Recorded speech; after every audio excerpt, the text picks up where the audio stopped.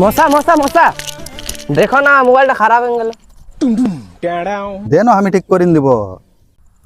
কেন তুমি ইঞ্জিনিয়ার পড়ো নাকি? না রে, ইউটিউবে দেখি টুকু টুকু শিখিনছি। একটা কাম করতে হবে সনাতন, এটাই। কি কাম করতে হবে?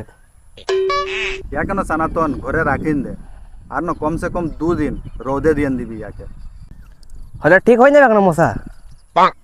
ওটাই ঠিক তো নাই হবে, লেকিন 2 দিনে তোর মন বদলিন যাবে ভিনু ফোন লিবার জন্য। হাট তেরিকে ঘরে বলতেছিলাম কে বাজারে যাই বোনা করাবি, বেকার মশা টিনা।